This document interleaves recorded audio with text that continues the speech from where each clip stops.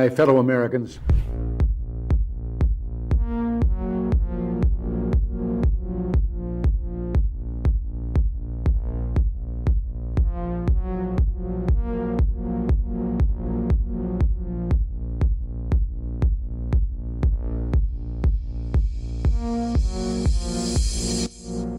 You might be wondering, why in the world is there a 30-minute countdown before the show starts? Well, we actually start live every day at 4 p.m. Eastern time, so this whole 30-minute countdown is a chance for YouTube and Rumble to send out their alerts and notifications, so we encourage you to gather up and hang out with everyone in the chat room. So every day at 4 p.m. Eastern time is when we do this show live. You can join us for the countdown if you like, or just set your clock and reminder that at 4 p.m. Eastern is when we go live. You can also make sure you subscribe and turn on that bell notification, so hopefully you will get a notification.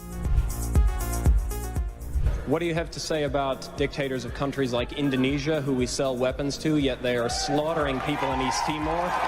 What do you have to say about Israel, who is slaughtering Palestinians, who impose martial law? What do you have to say about that? Those are our allies. Why do we sell weapons to these countries? Why do we support them? Why do we bomb Iraq when it commits similar problems?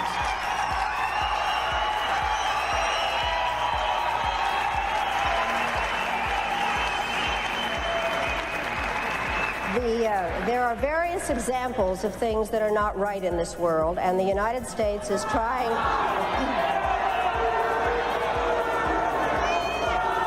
I really am surprised that people feel that it is necessary to defend the rights of Saddam Hussein, when what we ought to be thinking about is how to make sure that he does not use weapons of mass destruction.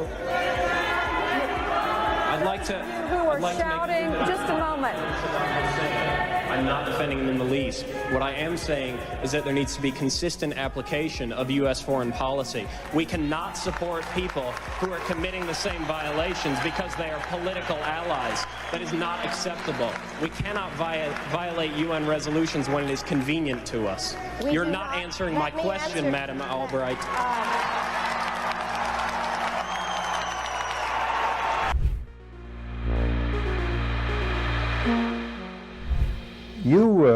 You briefed the press, did you not, when you were there? Well, I had several jobs. One of my jobs was that of analyst. I also was an interrogator and indeed briefed the press when we, the CIA, wanted to circulate disinformation on a particular issue. Disinformation is not necessarily a lie. It may be a half-truth. And we would pick out a journalist. I would go do the briefing and hope that he would put the information in print. What was your percentage of success?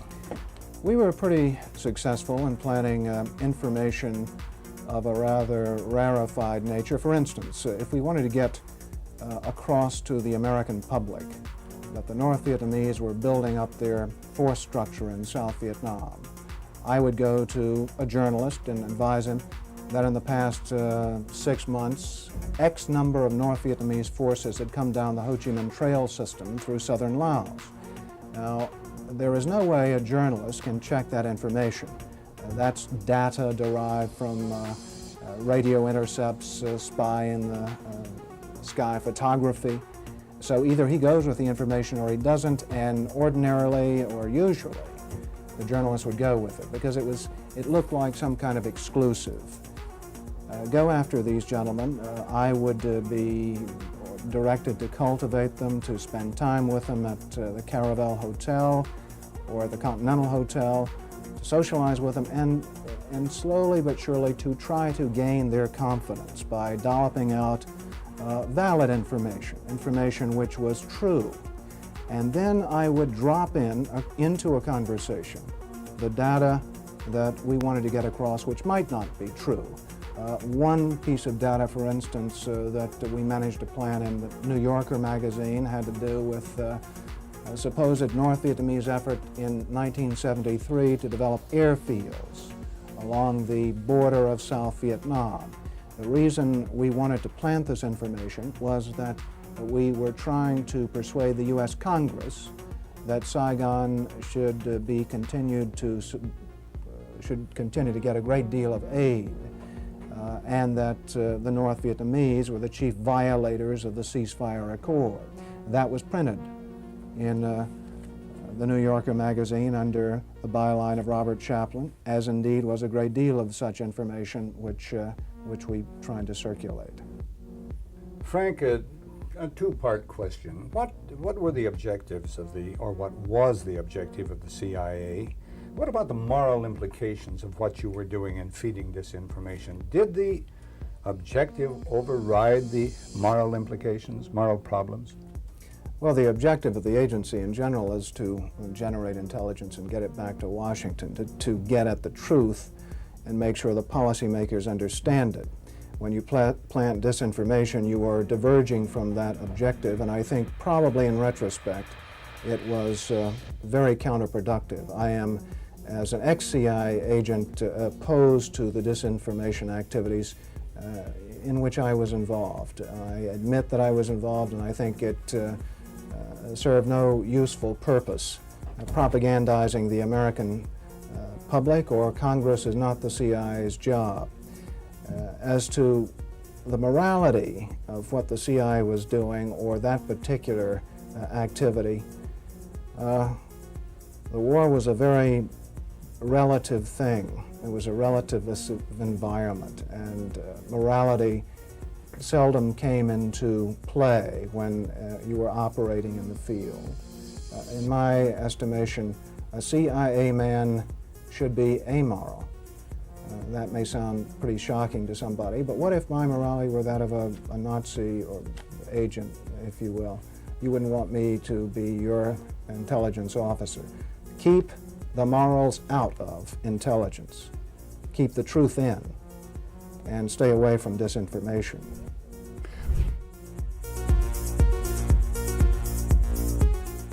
It would have been more appropriate for Mr. Trudeau, Prime Minister of Canada, to address this House according to Article 144, an article which was specifically designed to debate violations of human rights, democracy, and the rule of law, which is clearly the case with Mr. Trudeau. Then again, a Prime Minister who openly admires the Chinese basic dictatorship, who tramples on fundamental rights by persecuting and criminalizing his own citizens as terrorists just because they dared to stand up to his perverted concept of democracy, should not be allowed to speak in this House at all. Mr. Trudeau, you are a disgrace for any democracy. Please spare us your presence. Thank you. And it might sound radical, colleagues, but the answer to war is not more war, it's peace. And peace isn't delivered by the barrel of a gun, it's delivered by diplomacy, by dialogue. You can wish away your continent's history, but we share a continent with Russia. We will sit down with Russia. There will be a negotiated peace, and this organisation should be promoting it earlier rather than delaying it and making sure that more Ukrainians die. Your feigning of sympathy rings hollow. It makes me sick, to be honest with you.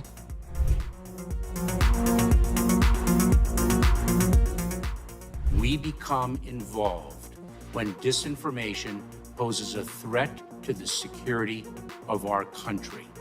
It is when there's a connectivity to a threat to our country. It could be a threat, a connectivity to violence. And what this working group does,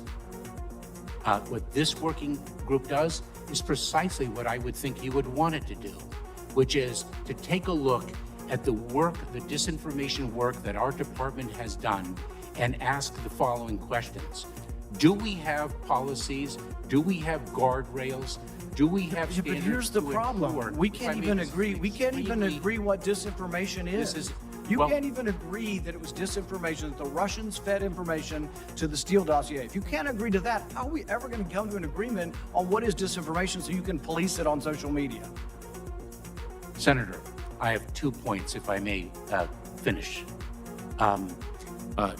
Number one, that what this office, what this working group does, because it's not an office, what this working group does is ensure that there are guardrails definitions, standards to make sure that the free speech rights, the civil rights, civil liberties, and privacy rights of individuals So are do you not think impinged. do you think Number COVID one. do you think And number COVID two, do you think COVID if I may, do you think COVID disinformation threatens our national security? and number two, if I may, Senator, and number two, is it your proposition that when the cartels spread disinformation with respect to our immigration policies to try to lure vulnerable migrants to our border illegally? I think you've got no idea what disinformation is, and I don't think the government's capable of it. Do you know who the greatest propagator of disinformation in the history of the world is? The U.S. government. Are you familiar with McNamara, the Pentagon Papers? Are you familiar with George W. Bush and the weapons of mass destruction? Are you familiar with Iran-Contra? I mean, think of all the debates and disputes we've had over the last 50 years in our country. We work them out by debating them. We don't work them out by the government being the arbiter. I don't want you guardrails. I want you to have nothing to do with speech. You think we can't determine, speech by traffickers is disinformation? You think the American people are so stupid they need you to tell them what the truth is? You can't even admit what the truth is with the Steele dossier. I don't trust government to figure out what the truth is. Government is largely disseminating disinformation.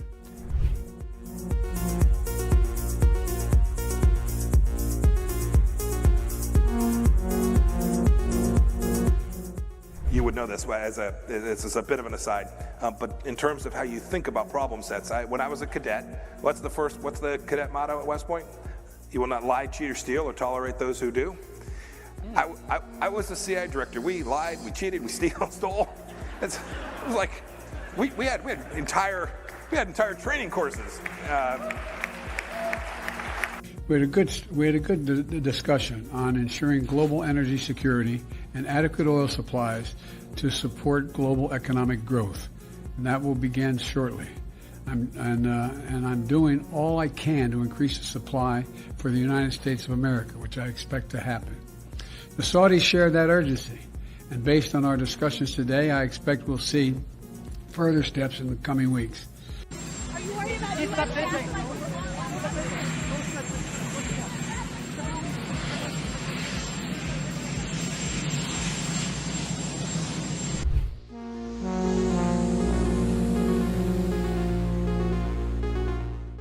Hey everyone, just as a reminder, our show starts at 4 p.m. Eastern Time, just a few minutes from now, but I should remind you that we have a daily newsletter. It's totally free. Natalie and I work very hard on it every morning over a cup of coffee, putting the stories together that we think are important that the mainstream media is going to ignore. All you need to do is go to our website. It's just redacted.inc. Put in your email address. We won't ever sell your email to anybody. And then you'll receive a welcome email. And all you need to do is verify that email, and 7 a.m. Eastern Time is when we send out our daily newsletter. And it's about 5 or 10 minutes in length that you can read it over your cup of coffee. And like I said, we cover 4 or 5 of the big stories of the day, plus a couple of things you might have missed while you were sleeping.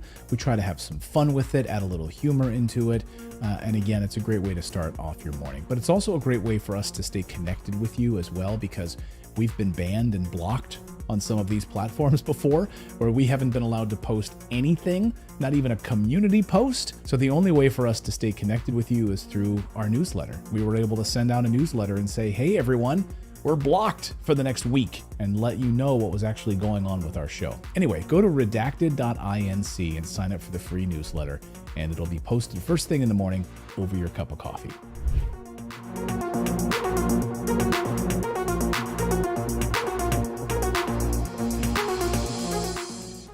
One of the hopeful things that I've discovered is that nearly every war that has started in the past 50 years has been a result of media lies. The media could have stopped it if they had searched deep enough. If they hadn't reprinted government propaganda, they could have stopped it. But what does that mean? Well, that means basically populations don't like wars. And populations have to be fooled into wars. Populations don't willingly and with open eyes go into a war.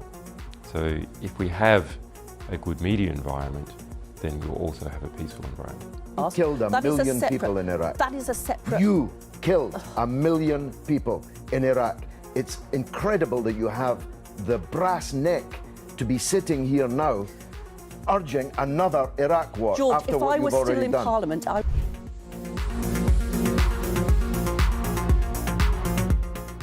There can be no doubt that Saddam Hussein has biological weapons and the capability to rapidly produce more, many more. And he has the ability to dispense these lethal poisons and diseases in ways that can cause massive death and destruction. If biological weapons seem too terrible to contemplate, chemical weapons are equally chilling. UNMOVIC already laid out much of this, and it is documented for all of us to read in UNSCOM's 1999 report on the subject.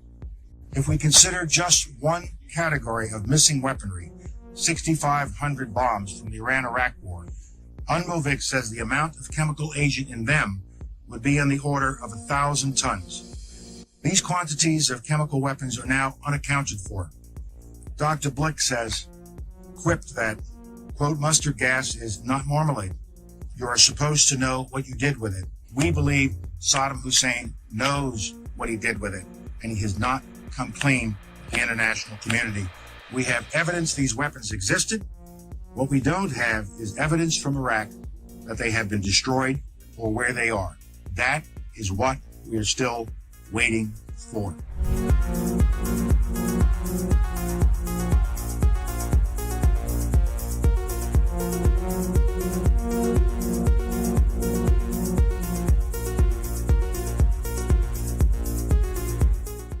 Okay, inspection worth doing, everybody's agreed it's worth doing, and it gets stopped. Yes, sir. At that moment, we're an automatic pilot as far as you're concerned. Period. No ifs, ands, or buts. Now, I respect that.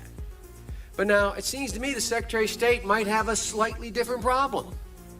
Secretary of State might be sitting there and saying, now look over there on that side. Now, I remember so-and-so and so-and-so and so-and-so, and the 12 people on this side, they're all the ones that said they didn't want to use force.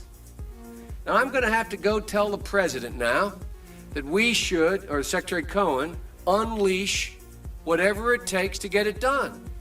And our military assessment is the same as the majors. The majors' assessment is, privately held but publicly acknowledged later, that airstrikes alone aren't going to do this. Saddam's not going to cave on this. So, now here's the deal. I recommended the president have at it and let the chips fall where they may. A reasonable position for the Secretary of Defense, the Secretary of State to take. But I respectfully suggest, Major, I respectfully suggest they have a responsibility slightly above your pay grade. Slightly above your pay grade.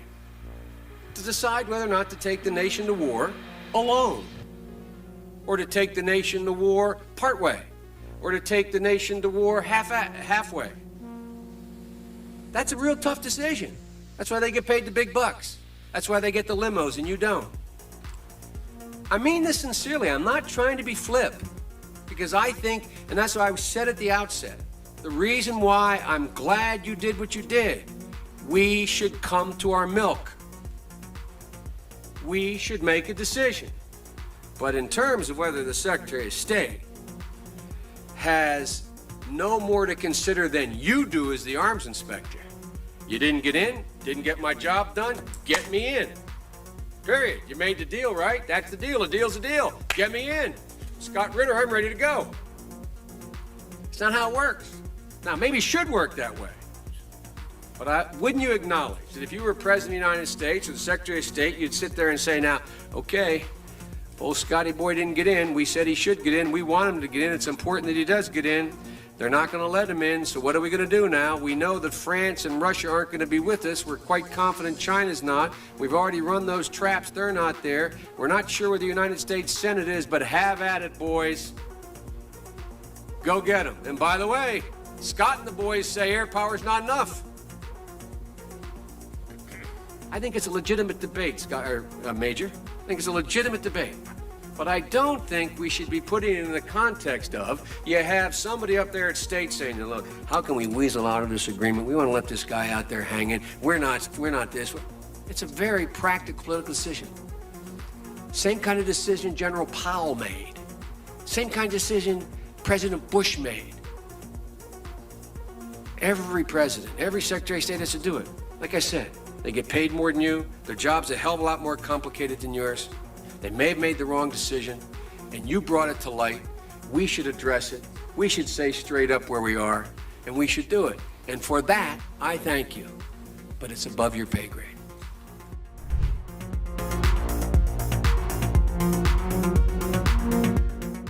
About 10 days after 9/11, I went through the Pentagon, and one of the generals called me and he said, "Sir, you got to come in and talk to me a sec." He says, "We've made the decision. We're going to war with Iraq." I said, "We're going to war with Iraq? Why?" He said, "I don't know."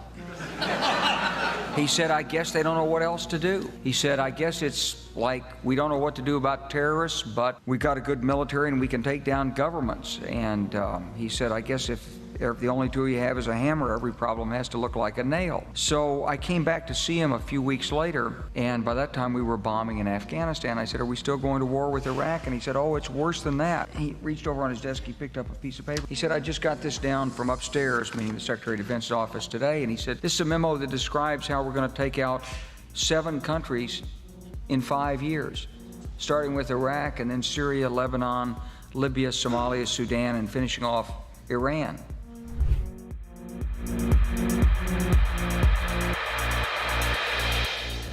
Hey everyone, Clayton here. The show is going to start at 4 p.m. Eastern Time. I should remind you that we have a VIP community. It's our Redacted Rebel VIP community. Now, this show is totally free, what you're watching right now, right? You can subscribe here on YouTube and Rumble, totally free. But if you'd like to support independent journalism, we are run by you. Without you guys, we wouldn't be able to do this show. We wouldn't be able to hire the team that we have. We wouldn't be able to afford the servers that we have. We wouldn't be able to afford the reporters that we have, the team that we have. So you can support us by going to redacted.inc, and on the right side of your screen, you'll see a VIP community button.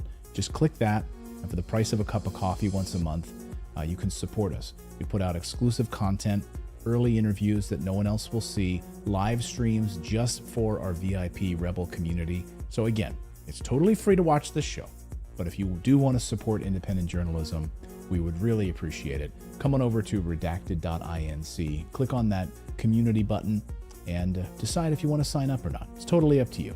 We thank you. And meanwhile, the show will start in just a few moments at 4 p.m. Eastern Time.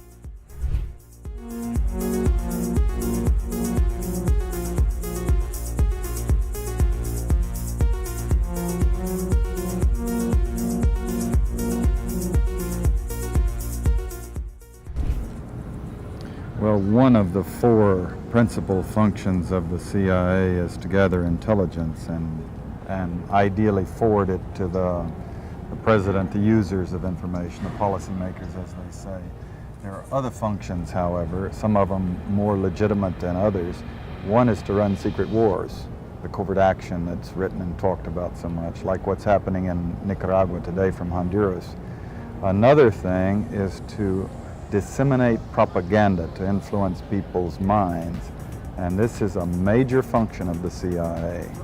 And unfortunately, of course, it overlaps into the gathering of information. You have contact with a journalist, you will give him true stories, you'll get information from him, you'll also give him false stories. For example, in my war, the Angola war that I helped to manage, 1/3 of my staff was propaganda. Ironically, it's called covert action inside the CIA. Outside, that means the violent part. I had propagandists all over the world, principally in London, Kinshasa, and Zambia. We would take stories which we would write and put them in the Zambia Times, and then pull them out and send them to a journalist on our payroll in Europe. But his cover story, you see, would be that he'd gotten them from his stringer in Lusaka, who had gotten them from the Zambia Times. We had the complicity of the government of Zambia, Kenneth Kaunda, if you will, to put these false stories into his newspapers. But after that point, the journalists, Reuters and AFP, the management was not witting of it. Now, our contact man in Europe was, and we pumped just dozens of stories about Cuban atrocities, Cuban rapists.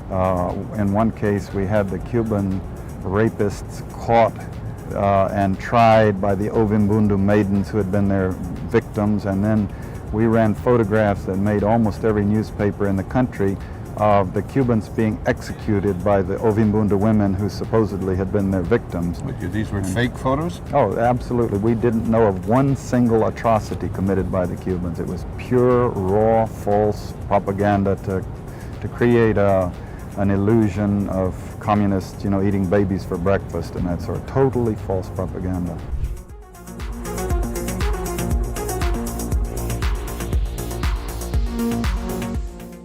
The only reason that I'm allowed to ask you this question is because today the federal court ruled that the government doesn't have the right to determine who is or is not a journalist. This is the second election in a row that the court had to overturn your government. Do you still insist on being able to make that decision, and why?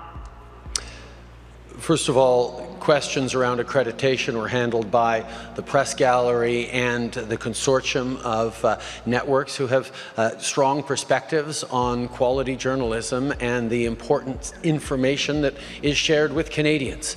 The reality is organizations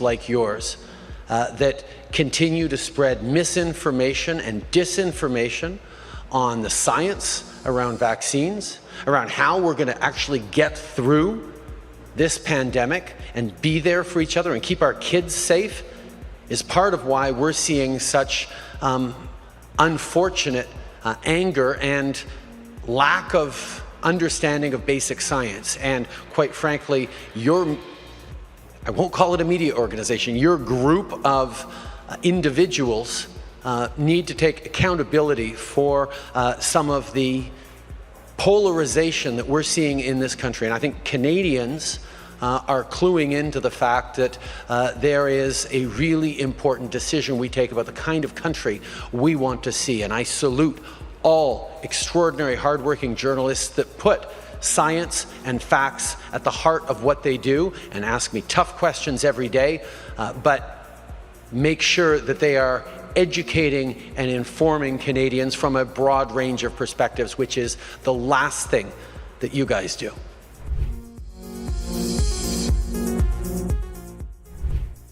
Whatever our hopes may be for the future, for reducing this threat or living with it, there is no escaping either the gravity or the totality of its challenge to our survival and to our security. A challenge that confronts us in unaccustomed ways in every sphere of human activity. This deadly challenge imposes upon our society two requirements of direct concern, both to the press and to the President. Two requirements that may seem almost contradictory in tone, but which must be reconciled and fulfilled if we are to meet this national peril. I refer first to the need for far greater public information, and second, to the need for far greater official secrecy. The very word secrecy is repugnant in a free and open society, and we are, as a people, inherently and historically opposed to secret societies, to secret oaths, and to secret proceedings. We decided long ago that the dangers of excessive and unwarranted concealment of pertinent facts far outweighed the dangers which are cited to justify it. Even today, there is little value in opposing the threat of a closed society by imitating its arbitrary restrictions. Even today, there is little value in ensuring the survival of our nation if our traditions do not survive with it. And there is very grave danger that an announced need for increased security will be seized upon by those anxious to expand its meaning to the very limits of official censorship and concealment. That I do not intend to permit to the extent that it's in my control. And no official of my administration, whether his rank is high or low, civilian or military, should interpret my words here tonight as an excuse to censor the news, to stifle dissent, to cover up our mistakes, or to withhold from the press and the public the facts they deserve to know.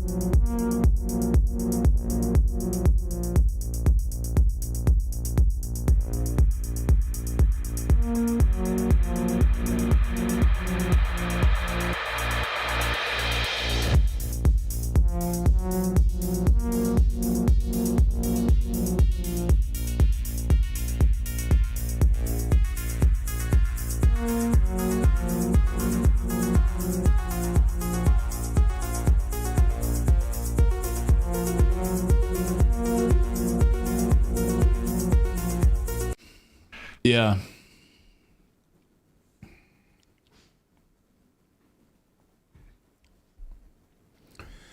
Welcome, everybody, to Redacted on this Monday. I'm Clayton Morris. I'm Natalie Morris. So glad to be back with you. On this show, we question everything. We're not run by billionaires, and we tend to cover the stories the mainstream media largely ignores. So tonight, when we dive into the big stories of the day, we're going to be looking at stories that the mainstream media is covering, but we're probably going to show you sides that you might not have thought about or considered as we look at what's unfolding right now in Israel. Because the very latest, of course, is that Israel, over the past few minutes, has made an announcement that they are very much actively preparing for this invasion. Antony Blinken is in town. They had to go into a bunker as air raid sirens just went off over Tel Aviv. And apparently they were in war game planning as to what exactly they're going to do in Gaza. So we'll bring you the very latest on that. Plus, there's a lot of I told you so to be said, not from us, but others who've been reporting that weapon aid to Ukraine would make it to extremists in the Middle East. We're going to bring you that story again and prove that the United States has weaponry on both sides of this conflict in Israel, paid for by U.S. tax dollars. Also, while you were, I don't know, doing, carrying on with your day, Syria has been attacked once again. This is a story, of course, the Western media totally ignores. They pretend like Syria doesn't exist. They pretend like the United States should be actively invading Syria and that it's some sort of a terrorist hotbed. Of course, you guys are smarter than that. You know the truth about that. But yeah, Syria was attacked again. So Kevork Almasian is going to join us in a little bit here to talk about the attacks on Syria. Plus, we are also going to talk about what happens when you are no longer the A-list war leader. That's what Zelensky's showing us. It plays out very much like an episode of The Comeback. Don't forget about me. By Lisa Kudrow. Yeah. Remember that show? Oh, yeah. If you haven't seen it, it's kind of fun. But we're going to look at what Ukraine may do to turn the camera back to this conflict. Will it be dangerous or will it be pathetic? We'll let you decide what you think in the chat. All of that and more as Redacted starts right now.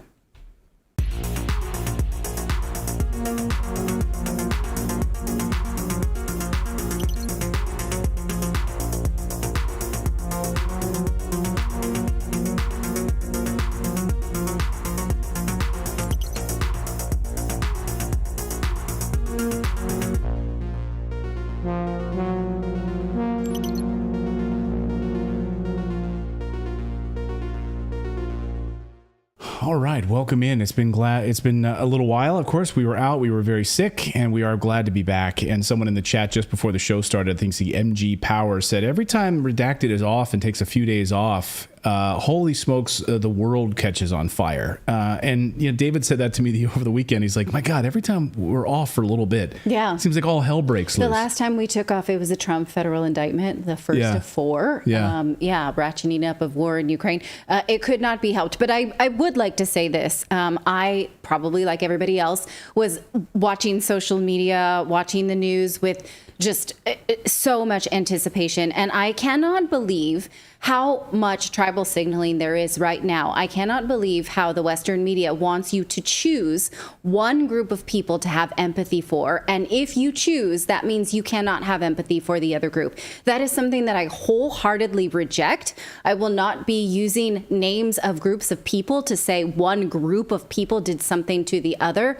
What we're looking at is world leaders making decisions that are hurting civilians, civilians being harmed for decisions that their government are making. We are not here to choose a side that will feed into anybody's preconceived notions of anything. I do not believe that there is a limit on empathy that we can have for only one group of people. So if you're here to hear us say one side or the other, and if you express sympathy for one, you cannot have it for another, you're in the wrong place. Yeah, that's not what we do on this show. So, And we also like to turn over stones that are uncomfortable, by the way, and look at things that people don't want to talk about. The mainstream media will not talk about. So we're going to get to all of that and more. But we have a daily newsletter. We are back. The daily newsletter is back. Yes, it is the world's greatest newsletter. And so many of people, I received hundreds of emails from people saying, where's the newsletter? So thank you. We are back. We are back. We were just very, very sick. Anyway, you can now get it. All you need to do to get the daily newsletter, you can read it in about 5 or 10 minutes over your cup of coffee in the morning. It's a great newsletter, brings you up to speed on the events of the day. just go to redacted.inc, put in your email address. You'll receive a welcome email. You have to confirm it, though. It might wind up in your spam folder. Gmail has labeled us as dangerous. So Google has labeled us as dangerous. It might wind up in your dangerous folder. Just drag it over to your inbox and give the big middle finger to Google and say, no, I do want to read this newsletter. I want to get some truth out there. So again, you can read it in about 5 minutes. Again, all you need to do to sign up is go to redacted.inc, get the newsletter, and it'll be delivered to your inbox first thing mañana. Okay. Well, let's get started. So shortly before we came on the air, we did get new updates just a few minutes ago that shelters in Gaza have run out of water. So this we want to bring to you. These are just a few pieces of breaking news that we're getting here. Just off the start of the show. So water runs out at UN shelters in Gaza, and medics are fearing for patients as, of course, this Israeli ground offensive looms. And also, we just got word a few minutes ago, shortly before we started, that Israel has bombed the Rafah border crossing. This is incredibly important. As you can see here, this is the border crossing being attacked. Now, this has been attacked multiple times over the past week. On Tuesday, it was attacked a couple of times, and that was confirmed by the Israeli press. So this is not a conspiracy theory. This was the Israeli press confirming this. The Rafah border crossing, of course, connects to Egypt. And they bombed there twice on Tuesday. So basically, no food, water, or supplies. Any kind of aid from Egypt is not going to be crossing that border. Infrastructure is not there. Here you can see all of the trucks that are lined up on the Egyptian side. This is Egyptian side of the Rafah border crossing. You can see the line of trucks, ambulances, water, food, aid, ready to cross. That's not going to happen. That's not going to happen. Now, I do have a question about this water bit, though, because we've brought you the research of Seth Siegel about how Israel has a lot of advanced technology around water desalination, water filtration, and those kind of things, and how they have never been able to peacefully coexist with the people of Gaza over water rights. Now, what they're saying is that Israel turned off the water to Gaza, but reporting showed that Gaza never actually got a lot of water from Israel because Hamas was loath to work with Israel. And they have a shallow aquifer that has been polluted by runoff from pesticides and sewage, but most apartment buildings have wells. Now, we've seen most of those civilian apartment buildings, though, have been bombed out. So did the wells go with those? Do they have any other way to tap into that aquifer? These are interesting questions that are not being answered because we're just being told that it's Israel who turned off this water as a war crime. So this is just a lingering question because it's something that we have studied collectively. So now there are reports this could be Hamas having blocked a portion of this exit, the Rafah border crossing there, and that's why they were being targeted by Israeli airstrikes. So that this was nothing more than that they were attacking Hamas, which has been blocking people from going to the border. So, but they've already hit this site multiple times. So that is the very latest on that. So as we await Israel's impending invasion of Gaza, we're also watching the United States sending another carrier strike group into Israel. And guys, this impending war is coming. This is about to happen. This is, not unlike what we saw back in, a number of years ago in a similar situation. The United States sending these carrier strike groups into this area. So, don't you guys get the feeling, though, that we are all being played like a fiddle right now by the deep state that desperately wants a regional war here, that using any major catalyst they can get their hands on right now, they can use to justify an invasion of Syria, Iran, Lebanon, Somalia. We've already invaded 2 of those countries, by the way. So those are 2 that we've already checked off the list, Syria and Somalia. Do we just need Iran and we need Lebanon now? That's who we need to invade. Like, we've checked most of the boxes. Let's just round out the crossword puzzle. Well, right. And so what, I've been completely interested in is who's going to be handed power from this conflict, right? And so Benjamin Netanyahu, who is facing very vociferous protests from his own people about power grabs, has now been handed wartime powers. Will those be receded? Will Netanyahu now have unconditional power inside of his government? These are important questions to watch because we saw so many power grabs after 9/11, and those powers of surveillance, powers of declaring war without congressional approval have never been given back. And so we want to make sure that we don't repeat the mistakes of the past after a terror attack. But it seems like, no one's keeping a spreadsheet here. So I think we are. It sure, to me, feels like we're being played like a fiddle. Let me know in the comments below. But many of you are saying yes, the same thing. I mean, we are being played right now. And when all the major networks and intelligence-backed newspapers start using the same talking points, something seems a little off, doesn't it? The term Pearl Harbor is being used an awful lot over the past few days from U.S. officials and Israeli officials, almost like they're reading off of the same talking points. It's been said, but you could say that it is a 9/11 and a Pearl Harbor together for us. If I just put this on a scale of the Americans being hit on 9/11 and Pearl Harbor, if you put those dead together, they are telling me this is their Pearl Harbor. Oh, their Pearl Harbor. U.S. intelligence-backed Rolling Stone magazine working in lockstep on these talking points as well. Here's their headline. This is a Pearl Harbor moment for Israel. And newspapers parroted this all across the United States. Just looking at this, I mean, all of these different headlines. So why were they? Here's another one that says, after Israel's Pearl Harbor, nothing less than victory against Hamas is demanded. So why are they saying this? Because we need another Pearl Harbor. We need a, quote, new Pearl Harbor. Those aren't my words. Those are the words straight out of a neocon think tank playbook in Washington, written in their own blueprint documents from the year 1998. It was a blueprint for how to catalyze the world into action. Now, this think tank is called the Project for a New American Century, a think tank we've profiled extensively here on Redacted in the past, warmongers as they are. And as Zero Hedge explains, the Project for a New American Century was made up of the worst of the worst warmongering neocons you could think of. Donald Rumsfeld and Paul Wolfowitz, John Bolton, all of these clowns would, of course, go on to serve the George W. Bush administration. And their pre-9/11 plans to explode the size of the U.S. military budget once communism was no longer a threat, that was to find a, quote, new Pearl Harbor. That was their plan, a justification to send billions to Raytheon, Northrop Grumman, and Boeing. They wrote it all down. This was in their plans. And they got their Pearl Harbor moment, of course, right, in the form of the 9/11 attacks. A catalyzing moment. Well, I was going to say, what's funny about this is that they're basically saying exactly what they're doing, because we now know the truth behind Pearl Harbor and 9/11 that came out, history shows. And so they're basically saying this is basically the same thing. So they're admitting, I'm not going to say exactly what but you know what I'm saying? Oh, yeah, exactly. Yes, and it's not a conspiracy theory anymore. I mean, and this is being used. This is being used as a catalyzing moment that could turn the page away from communism towards a new threat: the Middle Eastern terrorists, guys by the name of Al Qaeda, guys that we were openly friendly with and created and funded. We used to invite Al Qaeda and his friends over to our house for beers. Right? That's how cozy we were with them. Osama bin Laden was our friend.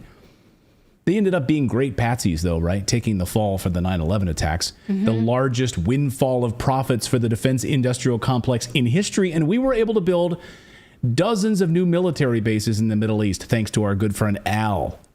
By many reports, Saddam Hussein took lists from the CIA, kill lists. Yes. Okay, got those. Yeah, thanks. We actively worked with them, shook hands with them. Donald Rumsfeld famously chummy, the famous videos of Donald Rumsfeld shaking hands and hugging Saddam Hussein. So this idea that... Well, on 9/11, the first people that they flew out of the country were the bin Ladens.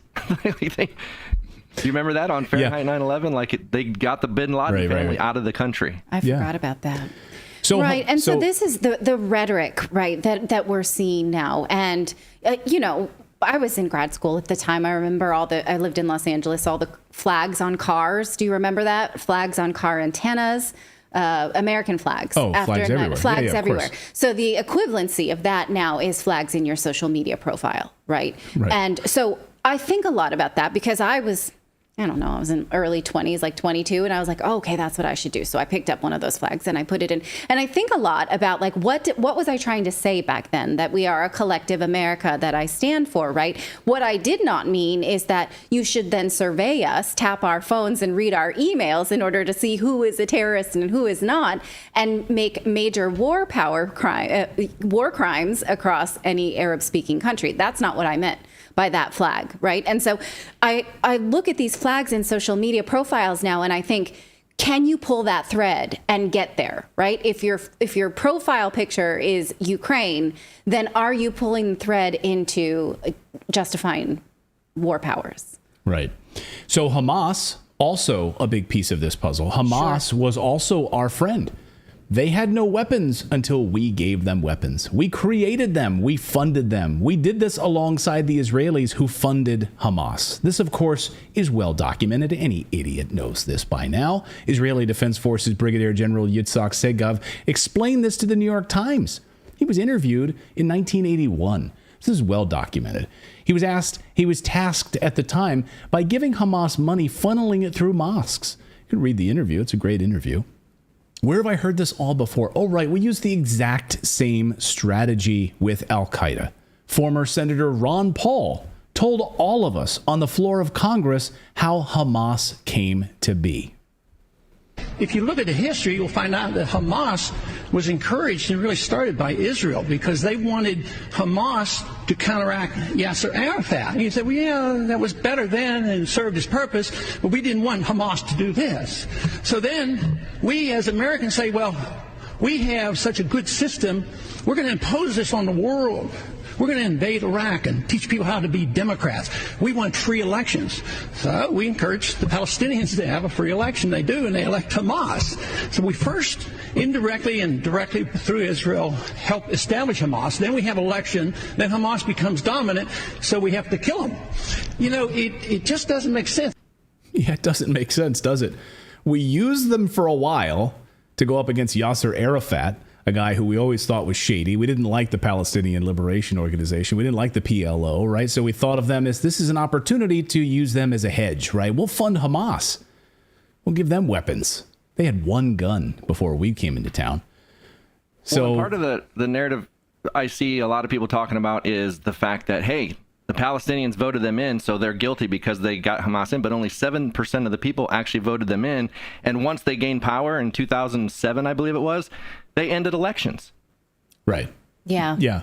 Right. That's the argument, right? Is that, well, you voted them into power. It's the same argument that, people are making about Germany. The Third Reich, they actually won at the ballot box, and that's how they came to power. People voted for them. Plus 50% of the population are children. They cannot vote. In the same way that historically, the Palestinian leaders who rejected the 1948 Accords that would have granted them land sharing with Israel, those same leaders did not enjoy popular support either. So right. Again, what we're seeing is civilians being harmed because of the choices of politicians. And what I'm saying is we're all being played here, guys. Like, yes, civilians are being harmed and we're all being played like fiddles, being forced to take sides on social media. What flag do you represent? Meanwhile, behind the scenes, these deep states are running the show, doing all of the things and pulling all of our strings. So the term Pearl Harbor is being used all over again, Western media, to justify the Israeli invasion of Gaza. But perhaps we should stop and think about how both of those events came to pass. In both of those events, something shady happened. In both situations, we knew about these events ahead of time. We knew about Pearl Harbor ahead of time. Just 3 days before December 7, 1941, Japanese attack on Pearl Harbor, President Roosevelt was warned in a memo from the Naval Intelligence that Tokyo's military and spy network was focused on attacking Hawaii. Did nothing about it. And that's just the tip of the Pearl Harbor iceberg. We don't have time to get into all of that tonight. And don't get me started on the knowledge we had, of course, on the 9/11 attacks. We've done whole deep dive videos here on and interviews about the 9/11 attacks and how the hijackers themselves simply couldn't have taken those planes and smashed them into the World Trade Center towers and the controlled demolition of those buildings on top of all of that. Building 7. Can we get into all of the details? No, we don't have time.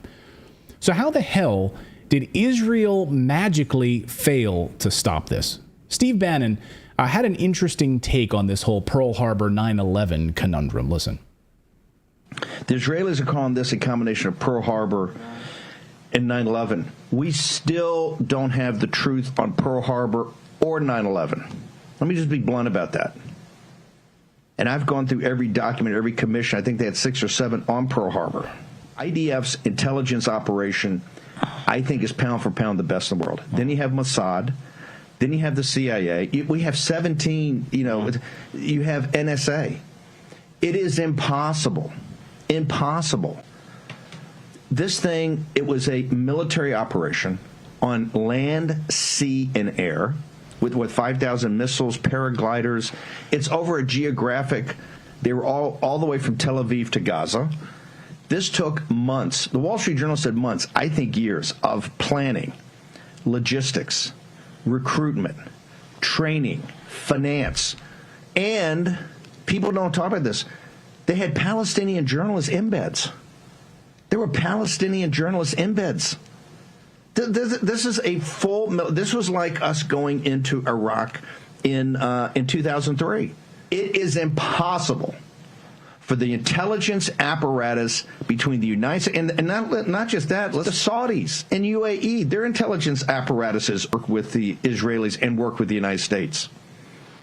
It couldn't have happened. It's impossible for it to happen. Impossible. Now, something I've been fixated on because I remember so clearly a 60 Minutes piece from 2006, I believe it was, and I've been searching for it online and haven't been able to find it, where Maybe Israel, they took it down, by the way. They have, in fact. I've had a couple conversations with Google Bard. We've been searching for it. My best friend, who I like to argue with about war politics, Google Bard is Google's Chat GPT competitor. Yeah. And it is not there anymore. So if anybody can find it in a sleuth newsroom, I would love to see this. What they said to Scott Pelley over 15 years ago, I believe, way more than that, was that Israel can have their Air Force airborne within 90 seconds of a threat. They said this to 60 Minutes, and I can't find proof of it, but I remember it. It's up here, so help me find it, that within any threat, they can be airborne in 90 seconds. So why did the attack on October 7th take hours? Why wasn't anybody able to be in the air in 90 seconds? Right. Well, and I watched a lady that did an interview that said that even if a cat can literally trigger the alarms over the border. A cat. Right. So if they're getting triggered by cats, and we're to believe all these people just flew in on paragliders and right. Well, and I think military in the world. And the fact that Palestinian journalists were embedded and there was no communication, there was nothing picked up at all. I mean, come on, we're not stupid, right? We're not stupid. We know. And so you can see this all unfolding here. Of course, they don't want to stop this. They didn't want to stop. Why would they want to stop this? They needed a Pearl Harbor moment. The United States needs a Pearl Harbor moment. They need this. We need these events in order to destabilize and control the Middle East. General Wesley Clark explained a few years ago how he saw these documents, these specific documents that we're talking about here, that laid it all out in black and white on their plans for the Middle East. Classified documents. Listen. Right after 9/11, about 10 days after 9/11, I went through the Pentagon and I saw Secretary Rumsfeld and Deputy Secretary Wolfowitz. I went downstairs just to say hello to some of the people on the Joint Staff who had used to work for me. And one of the generals called me and he said, "Sir, you got to come in. You got to come in and talk to me a second." I said, "Well, you're too busy." He said, No. He says, "We've made the decision. We're going to war with Iraq." This was on or about the 20th of September. I said, "We're going to war with Iraq. Why?" He said, "I don't know." He said, "I guess they don't know what else to do." So I said, "Well, did they find some information connecting Saddam to Al-Qaeda?" He said, No. He says, "There's nothing new that way. They just made the decision to go to war with Iraq." He said, "I guess it's like we don't know what to do about terrorists, but we've got a good military and we can take down governments." And he said, "I guess if the only tool you have is a hammer, every problem has to look like a nail." So I came back to see him a few weeks later, and by that time we were bombing in Afghanistan. I said, "Are we still going to war with Iraq?" And he said, "Oh, it's worse than that." He said, he reached over on his desk, he picked up a piece of paper, and he said, I just got this down from upstairs, meaning the Secretary of Defense's office today, and he said, "This is a memo that describes how we're going to take out 7 countries in 5 years, starting with Iraq and then Syria, Lebanon, Libya, Somalia, Sudan, and finishing off Iran. I said, is it classified? He said, yes, sir. I said, well, don't. This is not funny. The audience thought it was funny. I don't like the laugh track on that, Clayton. It wasn't a laugh track. It was a live audience. But yeah, so he says, I don't show it to me. These are the countries that we're going to target. Does it sound familiar? What's actually happening? And all of the rhetoric, of course, about Iran over the past 48, 72 hours. So get ready. Something big is coming. Do you feel like we're being played like a fiddle? I do. Let us know in the comments below what you think. Lovely Lee here in the chat, I want to comment on here. Lovely, I don't know if that's a woman or a man. Love Lie says they have not run out of water and it's on again, which they do. Okay, so I didn't say their water was turned off. That maybe you misheard me, but I was specifically speaking about the shelters had run out of water. That's a report that came out shortly before. And by the way, that was already a big concern over the past 72 hours. So these are the reports at this hour. And we specifically spoke about the infrastructure of water inside Gaza, making questions. So we're questioning reporting just like you do. Right. So don't call me a liar. Well, I want to say, from what I understood, they were only getting water from Israel 4 days a week, and they had big reservoirs on top of buildings that would actually hold the water for the days they weren't getting water. Yeah. So again, most of the reporting in the West Bank, they have a water authority, and in Gaza, they have wells. They mostly have wells. And Israel has come to them in the past and said, we'd like to recycle your sewage water, because Israel is able to do that. They recycle sewage water and use it for farming. And Hamas didn't want to, because they don't want to legitimize their relationship with the Israeli government. You can politicize that all you want, but this is what has happened. So they do have an aquifer. The aquifer is polluted with runoff from farming pesticides and sewage water. Israel has made an offer, not the government per se, but Israeli scientists, and Hamas didn't want to. So think whatever you want of that, but that is at least true. So there is an ability to tap into the wells, but how many of the wells have been destroyed, we don't know. KN Kieran, thank you for your super chat, $10 super chat, says they killed Yasser Arafat. I think the CIA with Mossad poisoned him. They couldn't find what poison did it based on autopsy, but yeah, Hamas was a tool that got out of control. Yeah, and it started out, I mean, it's amazing. If you go back in the history of Hamas, they literally had one weapon, one gun.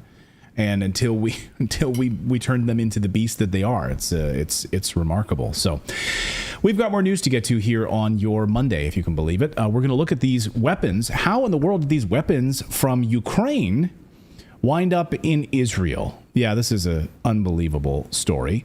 We will get into the details of that and how, that sounded out like it was a conspiracy theory at first. No. We're going to dive deeply into that. We're also going to look at Syria tonight, a very important story that the Western media ignores. We will dive into that. Plus, what is Zelensky doing right now? Suddenly, his war is not the most popular war.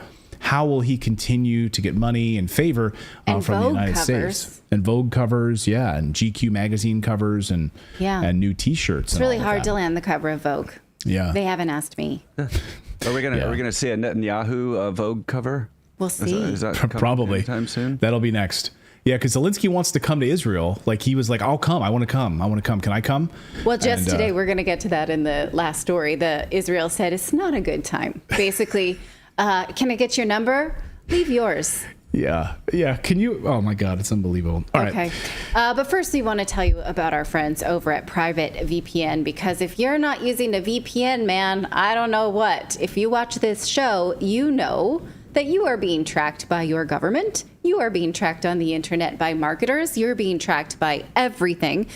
For instance, when you have a private conversation away from your phone, and then you go and get an ad for the thing you spoke about offline. Yeah, that happens. That happens a lot. It happened to me just today. So if you're not using a VPN, well, then you can't guarantee that you're not being tracked or spoken about. So it's time you really think about being safer online. Do you know that over 30 million people have signed up for our sponsor over at Private VPN, Private Internet Access? You need to check them out. It's Private Internet Access VPN, and a VPN is not as intimidating as you think. They help you to download it. They help you, walk you through how to do it. And if you get lost, they have customer service to help you. Would you ever hand your laptop or your phone over to a stranger and ask them to look at your private browsing history? Of course not. That's a privacy invasion, and that's what happens to you on the internet if you're not using a VPN. So you need Private Internet Access, the world's most transparent VPN provider. They work with all the major streaming services so that you can access more content than ever before in the world, watch things from all over the world. And it's really easy to use. There are apps available for all operating systems. So if you want to enjoy all the benefits of Private Internet Access, now is the time to subscribe.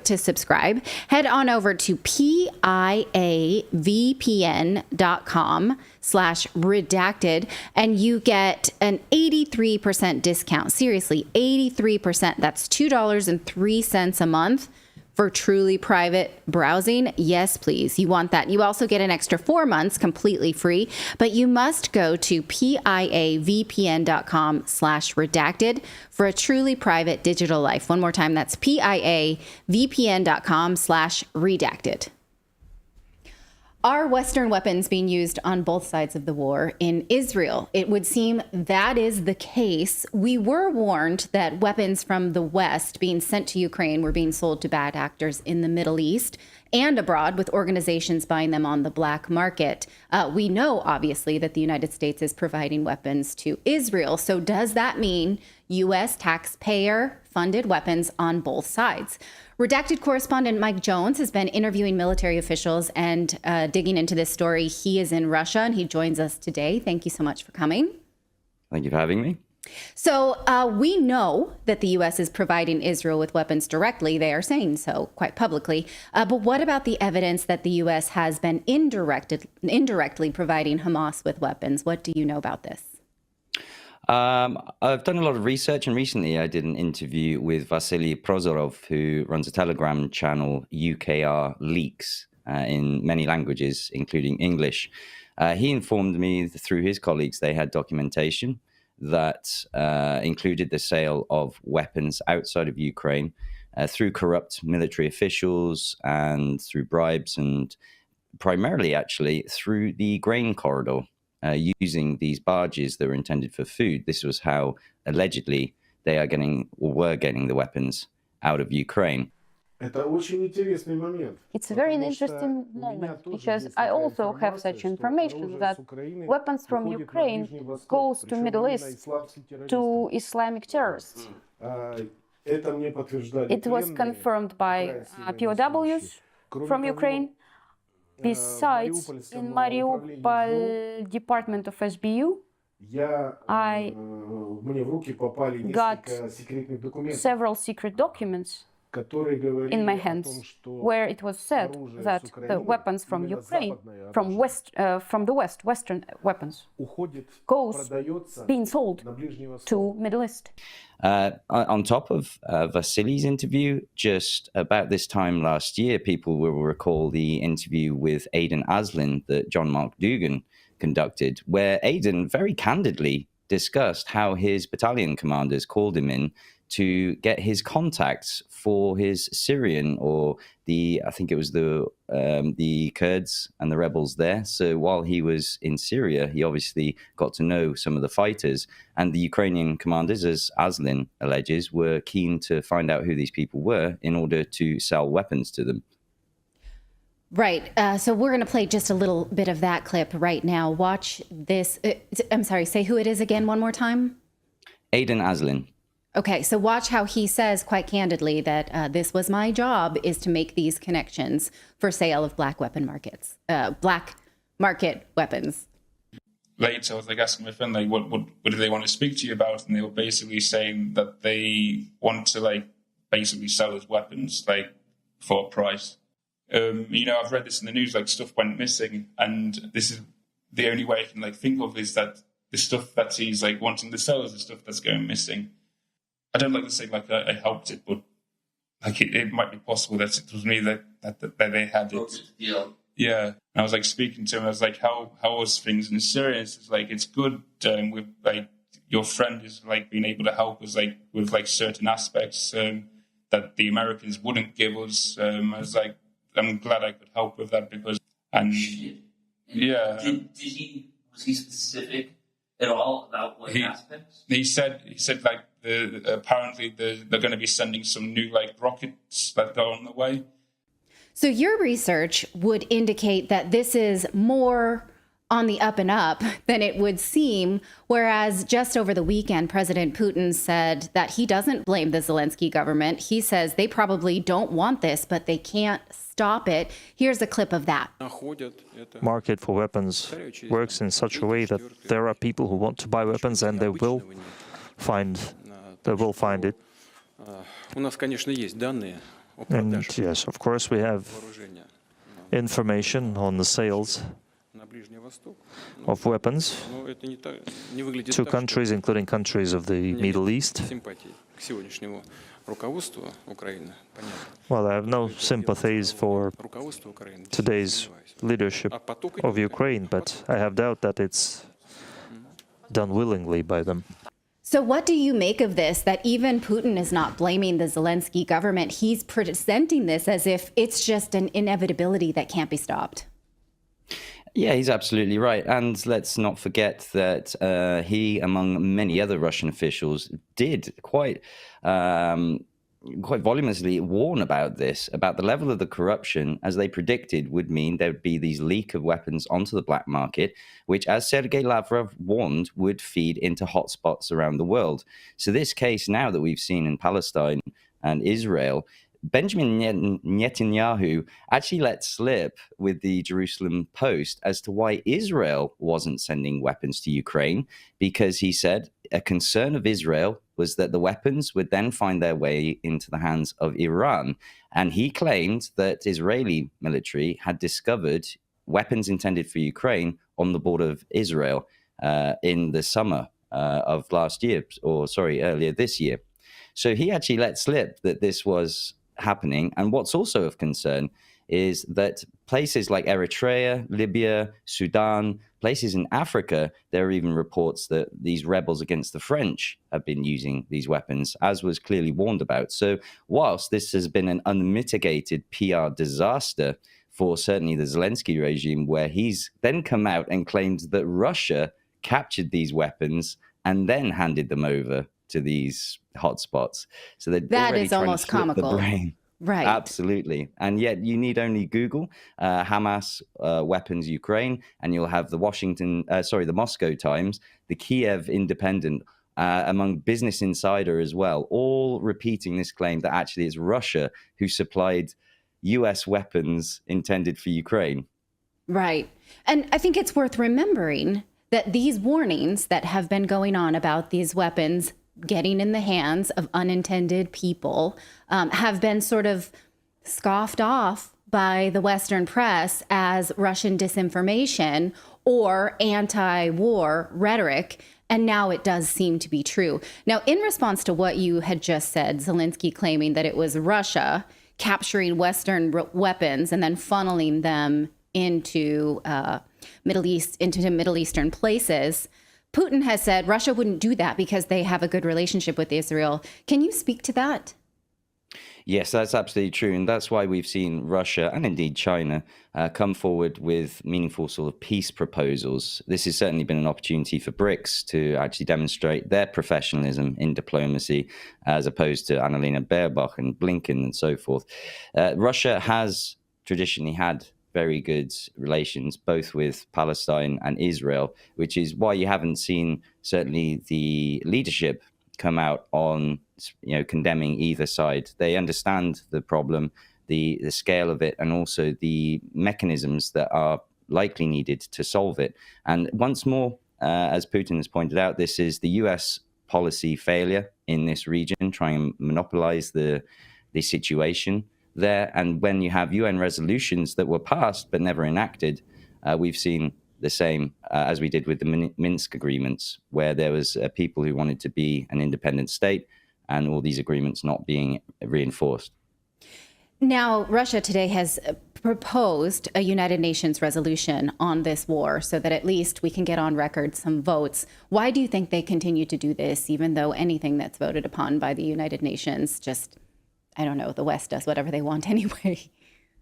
Well, yeah, we see this quite a lot. Vasily Nebenzia highlighting even this case with these weapons coming out of Ukraine in there. I believe it's because, as we saw in the years running up to this conflict in Donbass, where Russia dotted the I's and crossed the T's, they went through all the formal channels, got all the records, so that then you have that process that's well documented and much more difficult, which leaves it harder for the Western press to spin, which is why we see these formal processes and resolutions taking place, even though the parties that are responsible for enacting and enforcing them likely won't, because it won't match their agendas.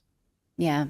Okay, I'm just going to leave you with this last question because I'm curious about your take on this, even though it has little to do with weaponry through Ukraine. But do you think that this war in Israel will now eclipse the war in Ukraine and make it so that Western powers have less interest? And then maybe that will lead to possibly peace resolutions because it's just no longer in vogue, for lack of a better word? Yes, we're seeing some sort of former members of the Ukrainian Rada warning now that support from the West will end in November, specifically the US. This is what they're warning the citizens of Ukraine to brace themselves. This has certainly provided quite a convenient off-ramp and also has taken media attention away from very difficult topics, most notably, obviously, the failure of the counteroffensive, the waste of money, the corruption, as we're seeing the fruits, if you will, now coming through, which looks very poorly. And if we think of Biden's upcoming election campaign, it's very convenient to have that light shone elsewhere. So hopefully it will it'll result in a peace in certainly the Donbass region, but it's just tragic that it comes at the cost of more lives in another region. Yeah, absolutely it is. Okay, well, thank you for your analysis. As always, fantastic. You can follow Mike Jones on his Telegram channel, which is @EarlGrey, and other places. So thank you again, as always, for reporting for Redacted. Thank you for having me. Thanks, Mike. I love the idea that, yes, Russia is going to take the weapons they captured, Western weapons. If you follow the logic on this, right? This is the PR, the propaganda that's being spun that Russia would take the captured weapons, Western weapons that they capture on the battlefield, get them packed up, bubble wrap, and like those plastic little peanuts, right, with the little note like "Love Mom," love in Putin. There. Right. Here you go, Russian Prime delivery. Right, we're gonna put in some vodka. Here you go, Hamas. Here's some things we captured on the battlefield in Zelensky's counteroffensive. As if here you go. They're not involved in their own war, right? Like the wiser thing to do would use them. Yeah. Save them if that were the case. And right? by the way, we've covered here on the show, Russian soldiers using captured American tanks, Western tanks, using them on the battlefield, turning them right around and reusing them. They're not going to send them off to Hamas. And if Russia actually wanted to funnel weapons to Hamas, we've reported, in fact, Western media is reporting that they have a surplus of weapons. They don't need to take American weapons. They could send their own if they wanted. Yeah. And think about that. How would they even do that in the first place? They'd have to call some logistical company. Hey, DHL, do you guys ship tanks? What's the cost on that? Russia's not going to be able to deliver them personally. They can't even, if they went into those waters. Can we send you our man pads? We got these giant man pads. Could we pay a bulk freight for that? We got to send that. And by the way, this idea of an intelligence failure on the part of the Israelis, the total, idea that they didn't know anything at all about this, but they would somehow also not know that Russia is sending all sorts of weapons into Israel or into Palestine? Right. In fact, the article that Mike Jones just showed us was Netanyahu in June of this year saying, we don't want to send weapons to Ukraine because we have concerns that the weapons that the West has sent is making it into extremists on our shores. So Netanyahu knew this and admitted as such in June, and that's why Israel has declined to participate. Yeah, clown show. Thank you guys for the super chats in the meantime. We really appreciate it. We got a couple of really nice super chats. Appreciate that. Thank you for saying hello. Joseph Michael says, bless you all and keep it up. Thank you guys so much. Really appreciate that. Sarensen, $5 super chat, says, all wars are banker wars. I pray for the children. Yeah, did you see today, by the way, Vanguard, we always talk about BlackRock, but Vanguard, equally as scary, they've uncovered that they've been secretly investing in all sorts of Chinese companies. So the idea that these bankers, these big groups don't have their hands in all of this is quite laughable. Anyway, we've got more news to get to here on your Monday. We're going to look at the attacks in Syria. This is a country that the Western media ignores, but why is Israel also attacking Syria right now? The United States, of course, has troops there. Is this the next front in this regional war? We're going to talk about that. And also, we're going to look at Zelensky, who is afraid that you will forget about him. He's trying to go on a popularity tour, trying to raise He's calling awareness. it a solidarity tour. Yeah. He needs to reach out to Simple Minds and see if he can play that. Don't you forget about me. Right. Maybe he should join up with like Taylor Swift and go on tour. The Eras tour. Yeah. We're going to say that same thing because she made billions on her tours. I mean, he could make billions. He wouldn't need us. Get Zelensky. Right. There you go. I wonder. All right, we got all of that. But first, are you an investor looking for an easier way to trade stocks? And would you like to get up to 16 free stocks right now? Look, now is a really important time to take care of your family financially right now. I mean, what is happening right now in these markets? It could be turbulence incoming, bracing for impact, because this week we saw the VIX reaching 15%. VIX was up 15%, the volatility index. Gold was up 3%, which that never happens. Gold usually goes up like a 0.5 percentage point. And on top of that, crude oil prices up 5%. The last time that happened was during the 2008 financial collapse. So you know what's coming, guys. It's really important right now to get educated and trade like a pro. If you want to buy stocks in things like, different minerals companies or commodities that are vital right now, you need to check out our friends over at Moomoo. And these guys do an amazing job with their app. Their app is really fantastic on Windows, Mac, PC, Android, iPhone. It looks fantastic. But even if you are just wanting to use this opportunity right now to learn, their education tools are fantastic. So you're saying to yourself, oh crap, what's going to happen in this broader market right now? Well, maybe now would be a good time to learn, and it's free. So you download the app, you make your initial deposits, you get 16 free stocks, you get a free share of Tesla or a free share of Google stock. And you get to use all of these amazing tools. It's a no-brainer just to at least get the account set up and get these free stocks. And then we'll watch this crazy volatility in this market, which seems to be incoming, seems to be imminent. So here's how you get your 16 free stocks. Go to redacted.inc/redacted.inc/Moomoo. That's redacted.inc/Moomoo.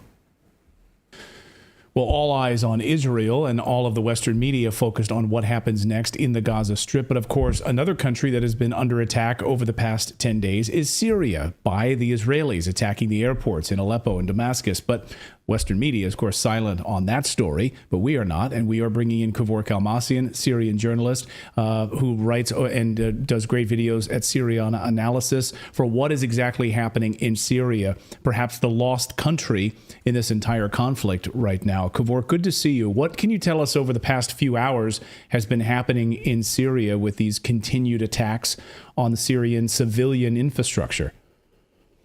Thank you very much, Clayton, for having me again on your channel. And also thank you for shedding light on the different geopolitical conflicts in the region, which is very important for your audience as well. I believe the security situation is deteriorating in the region after the decision of Israel to wage a ground offensive against the Gaza Strip.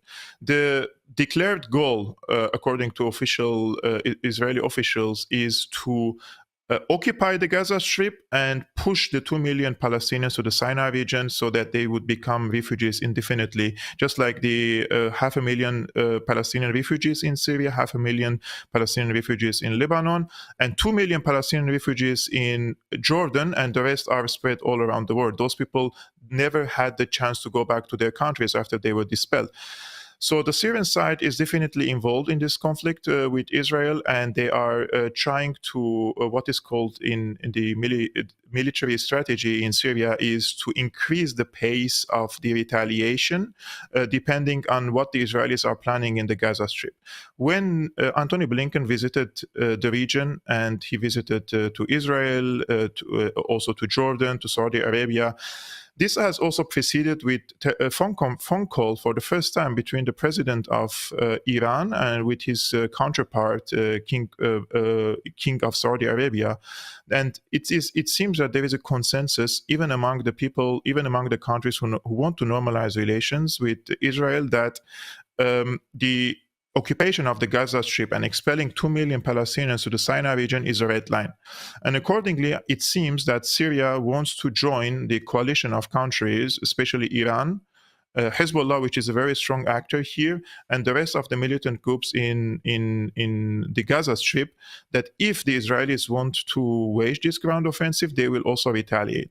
And this also explains Biden's warning against to Israel that they shouldn't occupy the Gaza Strip, because the messages and the signals they have received from the region is that the regional countries and even the countries who are allies with the United States and want to normalize relations with Israel are against this ground operation of Israel in the Gaza Strip. Therefore, yesterday we have seen this report from the Israeli side that say they want to halt or postpone the operation for 1 week because of the bad weather. The truth of the matter is that they received the information or the intelligence information from the region that there is a preparation for escalation against Israel from multi-fronts. And let's remember that the Hezbollah side, they are not like Hamas. Hezbollah has over 100,000 soldiers, and they have gained lots of experience in Syria when they fought against ISIS and Nusra. Those are very vicious groups, right?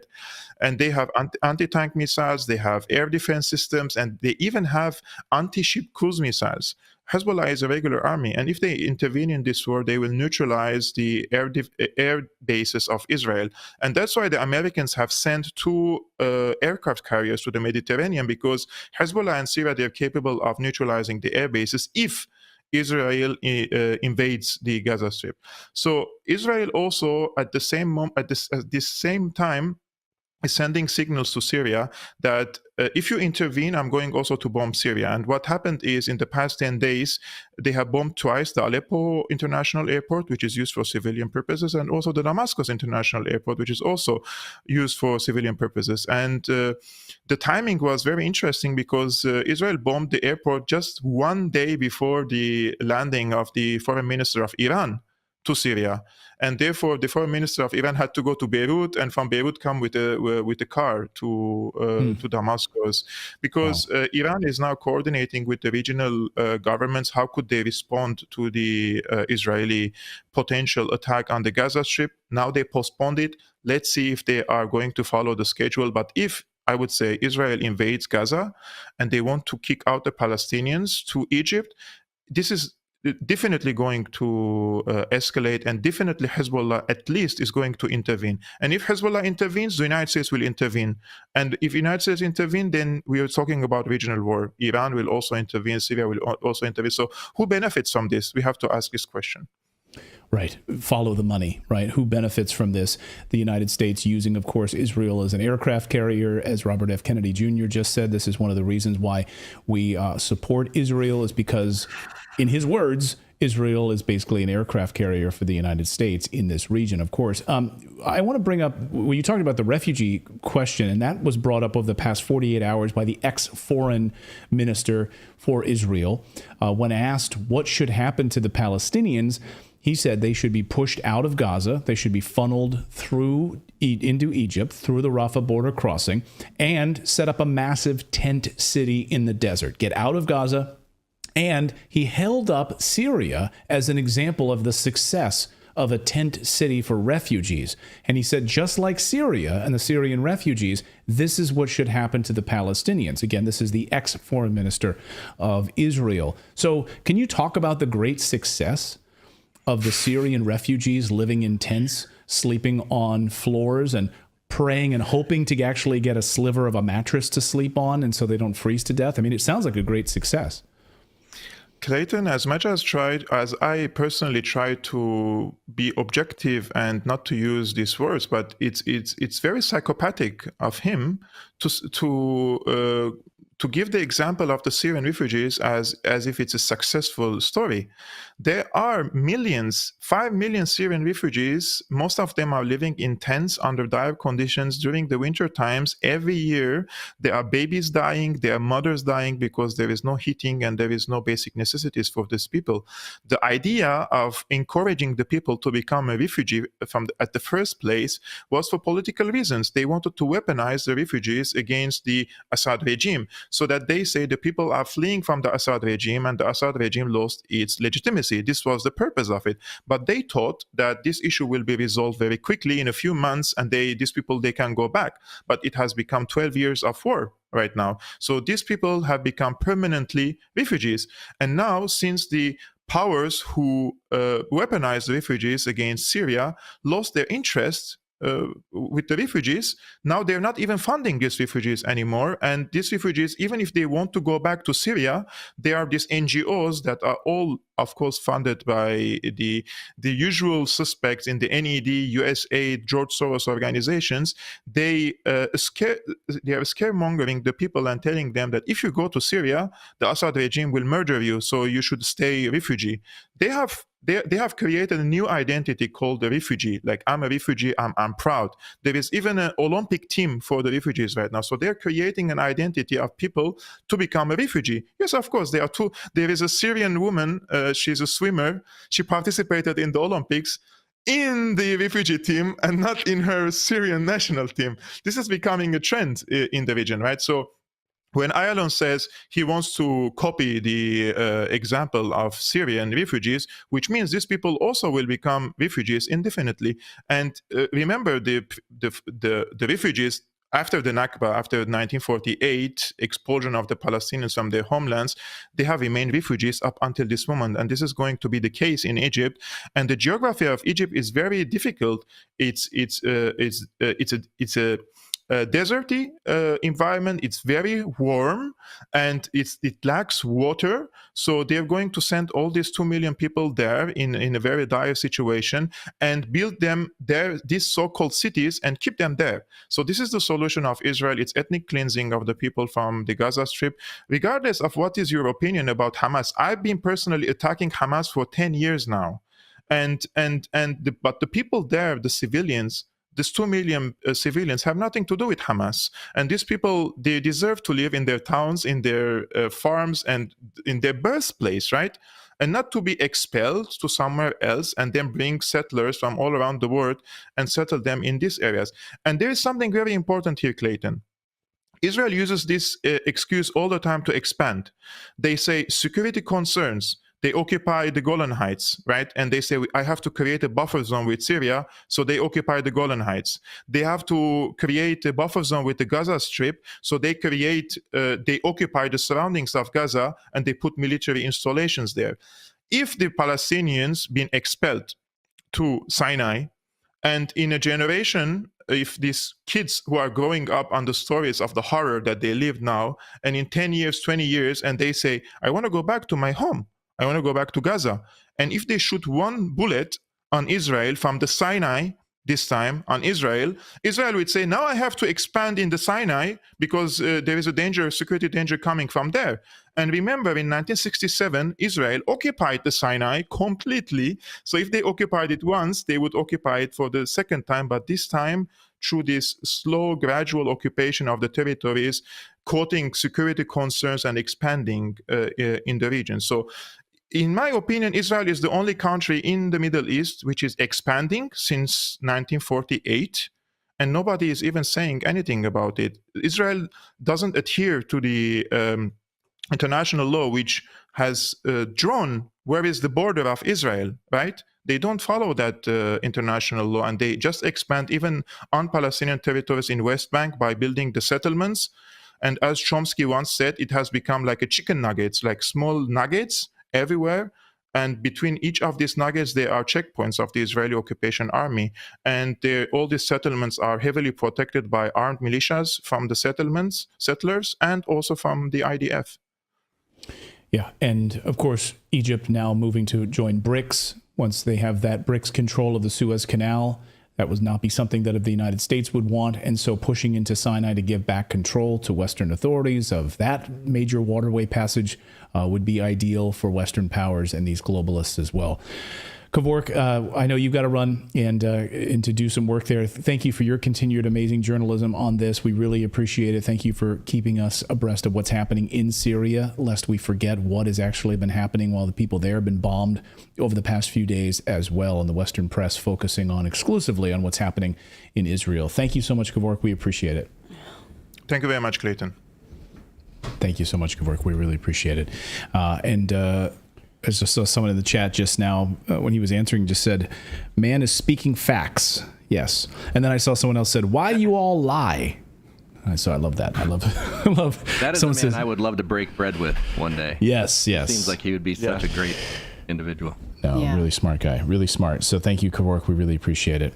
We've got a lot more news to get to here on your Monday. We're going to look at why Zelensky is basically saying, please don't forget about me, on almost the same day when Vladimir Putin has come out and announced that the Ukraine's counteroffensive has been a total failure, and more than 90,000 lives, at least roughly that is the number, 90,000 Ukrainians dead, soldiers, as a result of this failed counteroffensive. So I guess it really worked for NATO. Got exactly what they wanted. We'll talk about that story in a moment. But first, right now, we saw gold over the past few days skyrocketing, up 3%. That never happens, guys, never. The last time that happened, and it happened at the same time that the VIX was up 15% and crude oil prices up 5%, is because of a major shift in geopolitics around the world. The last time this happened, of course, was 2008 when Lehman Brothers collapsed. And then we saw this surge in gold prices. So something is happening right now with these sovereign wealth managers who are looking at these trillions of dollars that they manage around the world and noticing what's happening with the broader economy. Iran, talking about possible preemptive strikes if Israel moves into the Gaza Strip. What is going to happen? The United States moving double carrier groups right now into this region. We could be facing a regional war. That's why these sovereign wealth managers bought all this gold over the past few days. So these governments are stocking up on gold because who the hell knows what's going to happen with currencies. So if your family, if you've got savings that you're, putting aside for your family, for school or college or just paying bills right now, and you're worried about the euro or the US dollar, please, protect yourselves. And one of the ways that we do that is with precious metals. We do that with silver. We do that with gold. These things have sustained themselves for 5,000 years. They're not going anywhere. And that's why you see in times of turmoil like we're seeing right now, people are stocking up on this. So even if you took like $100 in cash and just converted it, put it in precious metals to protect your family. This is a very smart move right now, even just a portion of your savings. I'm not a financial advisor. I can't tell you what to do. But Natalie and I have certainly done that. Bought a lot of silver recently because of the prices are so cheap on silver particularly. So anyway, our friends at Lear Capital can help you, and you can just jump on the phone with them. You can tell them your situation. You can say, hey, I've got this amount in savings, or I've got an old IRA that's sitting there not doing anything. How can I convert it over to a gold-backed IRA that I can use to buy precious metals? Right now, they're giving away $15,000 in bonus metals for qualifying purchases. So just call them. Just get on the phone with them and set up a time to chat with them, and they can kind of walk you through that process. Their 1-800 number is 1-800-613-3557. And they have a website, too. Just go to learredacted.com. Now, a lot of people asked in the chat, hey, does Lear work overseas? What if I'm here in the UK? Can I work with them? Just get on the phone with them and talk. It depends on your situation, but I think, mostly US based, especially if you're buying metals and they're going to be shipping you actual gold coins and things like that. So be in the U.S. for that. Anyway, 1-800-613-3557 or go to LearRedacted.com. So thanks for their support of the show. We really appreciate it. All right. Well, Ukrainian President Vladimir Zelensky is wondering why his phone is not ringing like it once did. It must be incredibly upsetting for a narcissist when they were the leader of one of the world's most popular wars, and now they can no longer get on the cover of Vogue or to the Oscars. What is going on, you guys? Wait, is he going to get the Golden Globe? I'm the popular guy in the green shirt. What the heck? It's Halloween time. Everyone's going to be wearing their I wonder if actually for Halloween, a lot of people planned on wearing like Zelensky outfits for Halloween.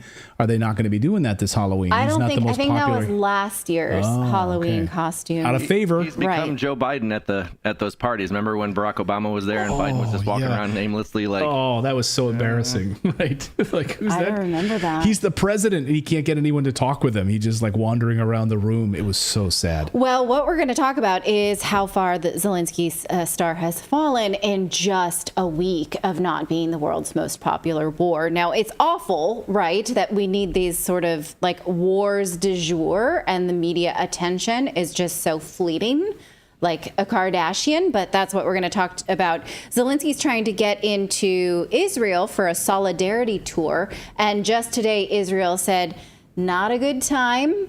Don't call us, we'll call you. What he wanted to do was get in there, do a little tour in his green shirt, and maybe show Benjamin Netanyahu how to be a media darling, the way that he has enjoyed this status for almost 2 years now.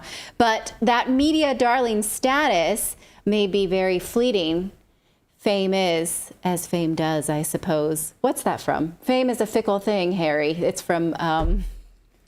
Harry Potter? Lockhart, yeah. Oh, yeah, Harry Potter. Yeah. Okay, he could take a lesson from Gilderoy Lockhart. That now, the counteroffensive has come and gone, and that can no longer rest on the star, the fame of Zelensky. Can maybe the Zelenskys hope for more Vogue covers like this that will help bring him back to the center of attention? Now, in response to him not being able to get the Western media's attention anymore, he's taken to desperate moves such as offering to visit Israel, offering to bomb Iran, offering to blame Russia for a conflict that does not have anything to do with Russia. What, as I was researching this reminds me of, and I had to bring a Friends clip because just this is on my mind, is the episode of Friends where they switch apartments and Monica can't stand it that no one's coming to hang out at her house because she's used to being the hostess. So what she does in a desperate move is bakes cookies and blows a fan on them. This is, to my mind, what Zelensky's doing. Watch. I don't know, but it smells good.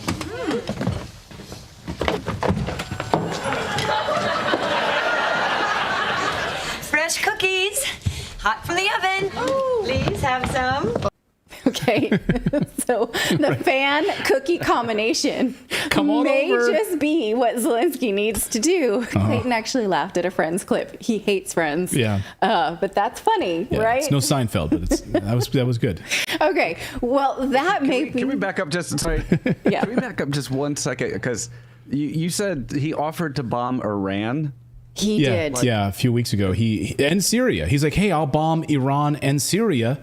Using the weapons, the U.S. has already provided these weapons. I'll do that. I will bomb Iran and Syria. Can I do that? Can I do that? That is like the wafting of the cookies. We're going to get to that. I'm going to remind you of that story in just a second. But yes, that is just one of many ways that he's trying to get the phone to ring again. Just last week, he had an address to European Parliament canceled. Take a look at this. They did not say why. They just said, can't hear from you right now. And he had to sort of rearrange his schedule in the week. Instead, he went to Romania, where he was called out by a senator for not protecting Romanians in Ukraine. Recall that Zelensky has put into place laws that forbid speaking Russian and other languages. Romanian is one of them. Senator Diana Sosuaca called to Zelensky to speak with her about this when he visited and posted this on her social media. Mr. President, do you like to talk to a senator of Romania about Romanian minorities of Ukraine? Look, this is a map, real map of Romania. Please respect our Romanians in Ukraine. Please let them speak in Romanian. Respect us. Thank you. Okay, so that wasn't awesome for his optics. And while he was in Europe, he gave this interview to France too. He said this: there is a risk that international attention will turn away from Ukraine, and that will have consequences. Consequences for him, or consequences for the rest of us for turning against Ukraine. He didn't really say, but we can see that he is worried about the lack of attention.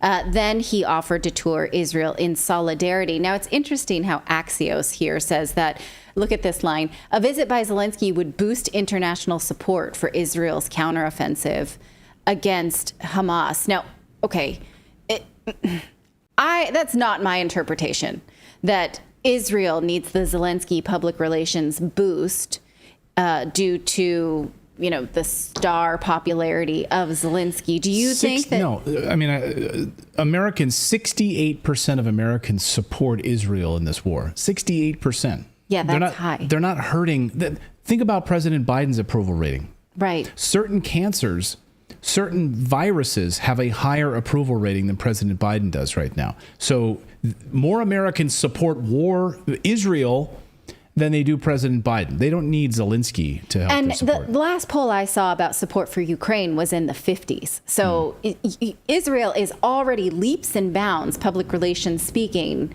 ahead of Ukraine. They absolutely don't need a boost from Zelensky. And so what he tried to do next was blame Russia for the attack on Israel, trying to sort of turn the camera back to his war and say, we're the first ones fighting Russia. Would you like to blame Russia too? Because then that puts me back at center stage. They said that they believed that it was Russia who helped Hamas and is behind Hamas, to which the Israeli ambassador to Moscow, Alexander Ben-Zvi, rejected that as complete nonsense. And he said that his government does not in any way believe that Russia was involved. Even Israel didn't buy that. So Zelensky desperately needs this media attention because so far the counteroffensive is basically dead.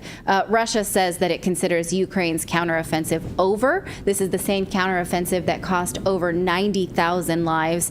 Pretty much no one ever thought it would succeed to regain territory. So what were those deaths for? I ask you, what did Ukraine get for those 90,000 lives? Now, the counteroffensive we started tracking in early June, maybe late May. Here's the map on the left that we showed you of what the war looked like, that Ukraine wanted to have a counteroffensive to turn those red areas that voted to join Russia back into the white Ukraine. Here it's as it stands today. This map on the right looks exactly the same. No territory has been gained virtually, and 90,000 lives thrown at that. So Russian ambassador for the United Nations, Vasily Nebenzia, said this to the Security Council on Friday. For several days now, Russian troops have switched to combat operations practically along the entire front line.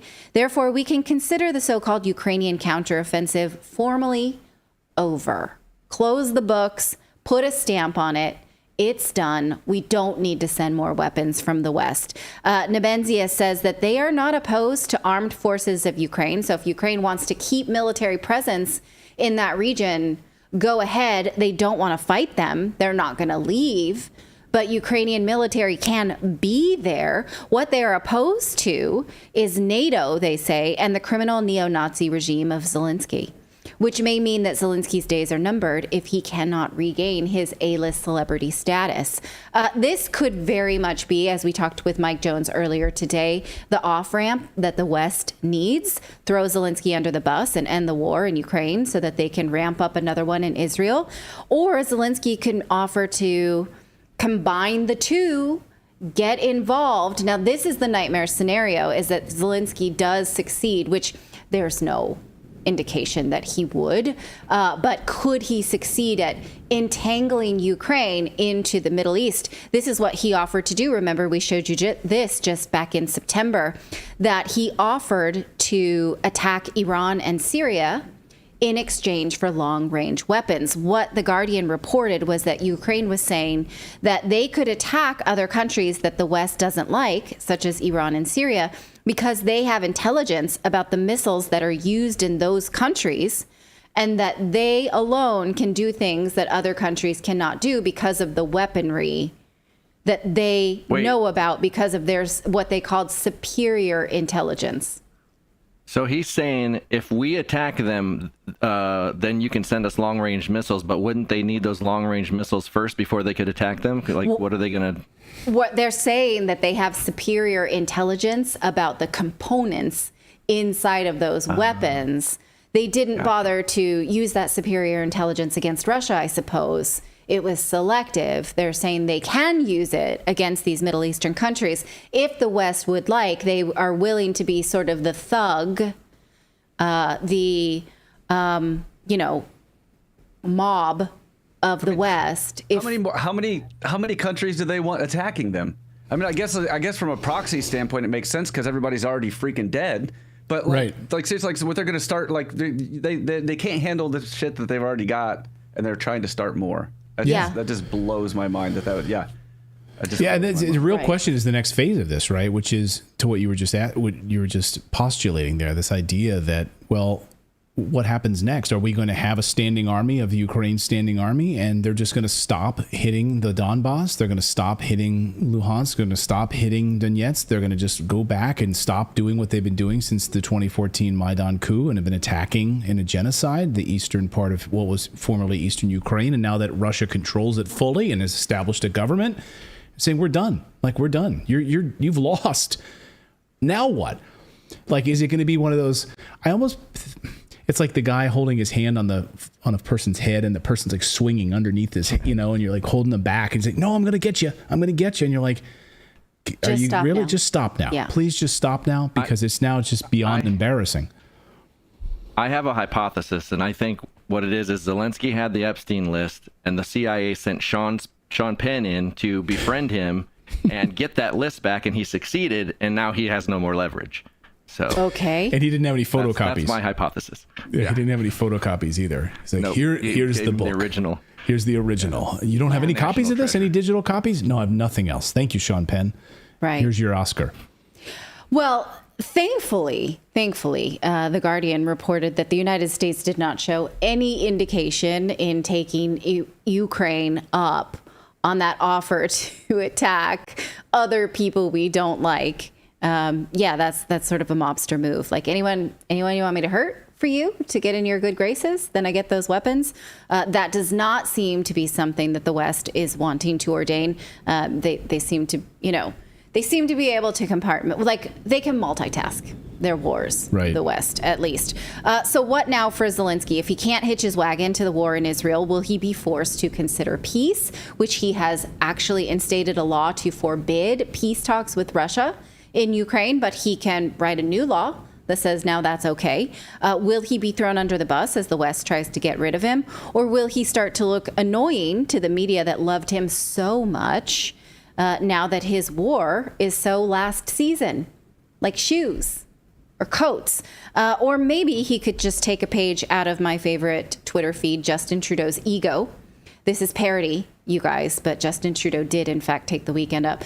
Update, I'm taking my 4th personal day in a row. My popularity is plummeting, so the best thing for me to do right now is lay low. Hopefully Canadians will be so distracted with issues in the Middle East, they'll forget about the damage I've done to Canada. Again, this is parody, you guys, but good suggestion. Yeah, this is the best. Justin Trudeau's ego. I'm sure he'll find a way to screw that up. I'm sure he would find a way to even screw up like vacation days. Yeah, I did actually look at his schedule over the last couple of days. He is, today his schedule is like briefing so-and-so about, the war in Israel, but he did take the weekend off his personal days. Those are kind of funny, silly questions. What will Zelensky do without this popularity and this vogue? But a serious question here, though, is then, can Ukrainians stop dying for this now? Please. can they stop dying? Like, if Zelensky is no longer this popular person who can draw in Western support, can we at least admit that the dying can stop now? Let us know what you think of this in the chat, and if you liked my friend's joke. It was pretty good.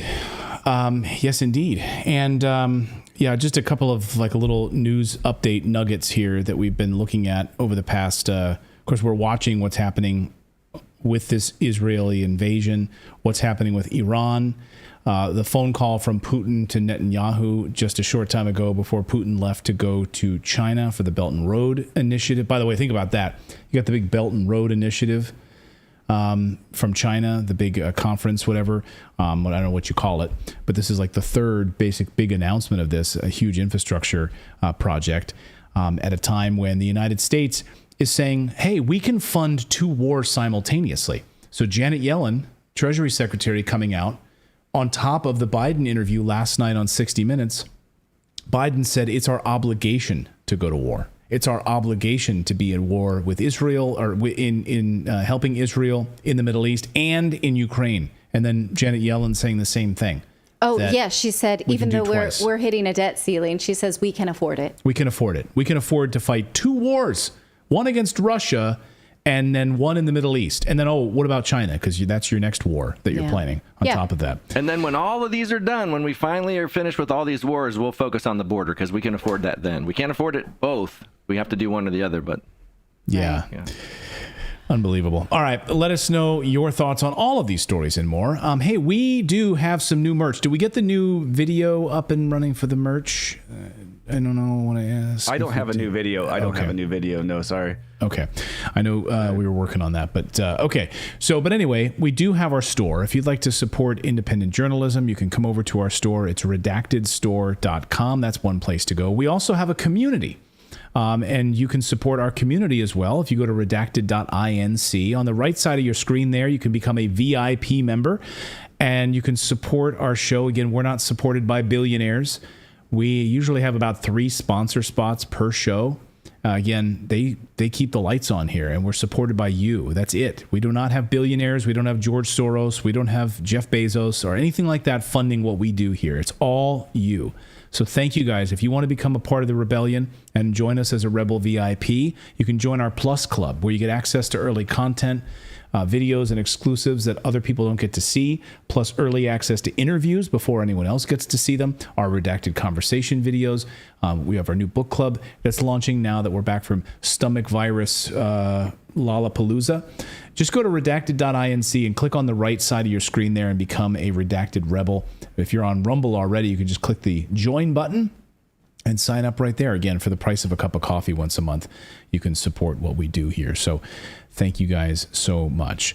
Someone in the chat was saying, hey, next time you guys go on a break like that, can you really please give us a heads up? Mr. X, I think, was asking that. And someone said, well, they got like a wild case of like stomach flu. Yeah, we only intended to take 2 days off. And then our kids shared with us a stomach flu that went through the whole house. It was a powerful one. It was bad. It was really bad. It laid out Clayton. We did post.